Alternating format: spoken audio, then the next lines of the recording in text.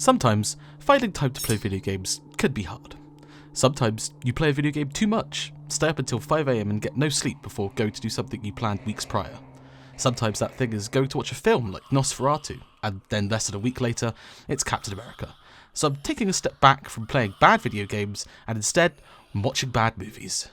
In February, I watched Nosferatu, DC's Legion of Superheroes, Toy Story 4, Jumanji, Welcome to the Jungle, Onward, Captain America, Brave New World, Renfield, and the Ministry of Ungentlemanly Warfare. Not all of them are brand new. In fact, the only film released this year is the Marvel one. But they're all new to me because I hadn't seen them until this last month. I want to start with the one everyone probably clicked the video for, DC's Legion of Superheroes. It's an animated film within DC's Tomorrowverse, which is itself a part of DC's DCAMU thing they were doing for a while. I've been making my way through all the DC animated movies, so this is just the latest one, and it was pretty bad. It's not the worst DC animated film of all time, but it's incredibly bland. And not in a, oh, this is a very original way, because 90% of superhero media is the same story told over and over again, but rather it just wasn't very engaging. It didn't have any personality, and everything felt very disconnected from any kind of tension in a way that meant I spent my time playing Subway Surfers during the drawn-out action sequences.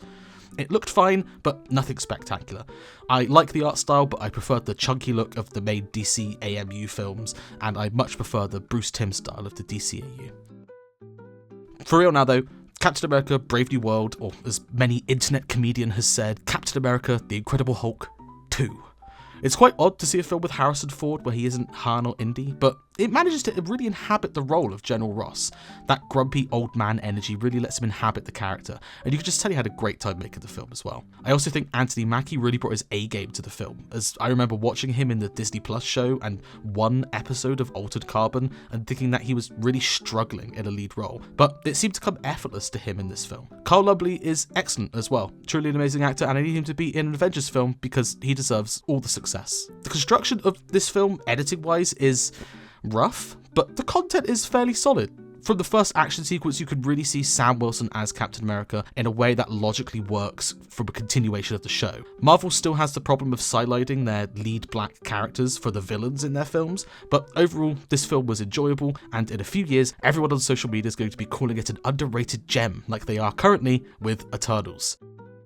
Nosferatu, on the other hand, is the total opposite. It's dark, bloody, and Bill Skarsgård hangs dong at one point, which was very off-putting. It's got a great sense of style and artistry about it, paying visual homage to the black and white vampire films it's based on, whilst also employing modern techniques to really expand the scope of what's happening on screen. Lots of influence from German expressionism as well in its use of shadows that goes simply beyond mimicking the original, and there's this really nice push and pull of tension, especially when meeting the Count and how Robert Eggers uses editing to really condense and twist the passage of time, and how the Count uses his victims. The only downside is that I think the actual narrative itself was lacking. It felt more like a collection of scenes rather than a coherent narrative, with sequences that worked but felt disconnected from everything else. I'm not quite sure how Nicholas Hoult and Lily Rose Depp didn't at least get a nod from any award shows, because they were fantastic, even if Willem Dafoe felt a little out of place and Aaron Taylor-Johnson felt a little out of his depth. It was a great movie, even if it wasn't as good as it could have been, and as such I will have to confirm that Wallace and Gromit Vengeance Most Foul is my favourite movie from last year. Go watch my best of 2024 video.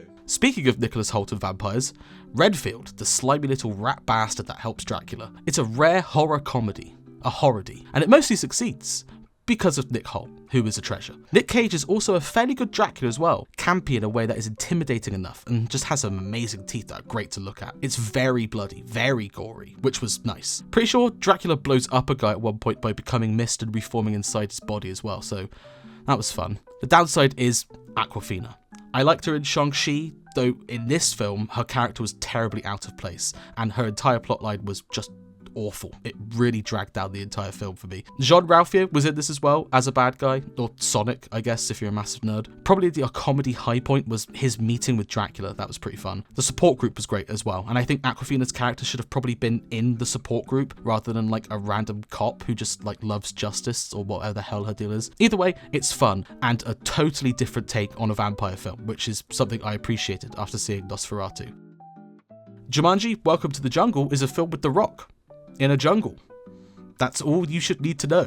The Rock in his natural habitat. He's got a great chemistry with Jack Black and Kevin Hart, and everyone is funny enough that the lack of a story doesn't really bother you too much. Whichever Jonas brother was in it was bad though. It did ruin the film, but then again, when it's the most generic example of a 2010s action adventure, you can't really mess that up too much. A Pixar twofer now, Toy Story 4 and Onward. I'm working my way through every Pixar film, and I had never seen these two before, so I'm one of those rare people that think Toy Story 3 was mid until the really emotional ending. And Toy Story 4 is almost exactly the same, but it has a few different things going for it. The downsides of it are there's less Buzz and Jessie, and the upsides are Bo Peep's awesome skunk RV car that she has, and the super cool nomad toy life, as well as Keanu Reeves as a character called Duke Kaboom, a toy thrown out because he wasn't as cool as advertised, and as such, has PTSD. It's genius. They still do the classic Pixar bullshit emotional ending that they did, and it did in fact make me cry, even when it didn't make my mother cry, which is embarrassing. But it's Toy Story. I mean, come on, you gonna hold that against me? It's sad seeing the old gang go their different ways in life. No idea how they're gonna do Toy Story 5, but I can't wait for them to try and decapitate Buzz to try and finally put this franchise out of its misery. Onward was Pixar's COVID trouble film. And on top of that, it's also one of the more disappointing ones in terms of setting and story. It has a story, unlike other bad Pixar films like The Good Dinosaur, but it feels the most forced. Reminded me too much of that Will Smith Netflix film, Bright. Can you remember Bright? No?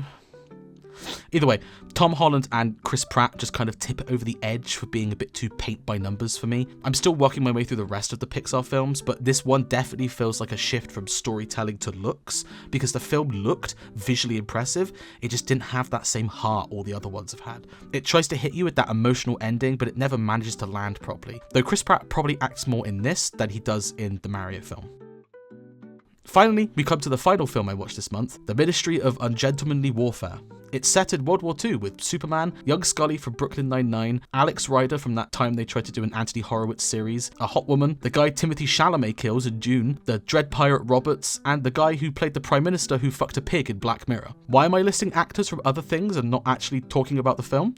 Well, because the film itself doesn't really give a shit about what happened in reality, so there isn't much point talking about it. They essentially make everything up except for the general, kind of overall premise. It's a fun time, some light espionage and a healthy dose of Nazis being gunned down, but outside of that, Guy Ritchie is incredibly out of his depth and does not suit these big budget action movies. Henry Cavill does show more personality than he's ever been allowed to show on screen, but outside of that, the film is very stilted, slow, and almost clinically underdramatic. Just when possible drama and tension could happen, it ends instantly and is replaced by some sort of fabricated bullshit that they've made up just on the spot that has none of that same dramatic tension. If I wanted to kill some Nazis, then I'd play a video game. This film needed a little more actual story to work the way it wanted it to. So that was everything I watched in the last month. It was a good time, kind of. Sadly, after this they decided to never release a film ever again and instead replace it all with 50 million establishing shots created solely by AI. So if you have any film recommendations or any films you would like to hear my rambling short thoughts about, I guess comment. That's the thing people do onto videos, maybe, or don't. If you don't want to, that's also fine. If I watch enough new films this month, maybe I'll do another one of these. I mean, my entire degree was in film after all. I should probably use it for something other than just shit-talking games all the time. And we can build this dream together.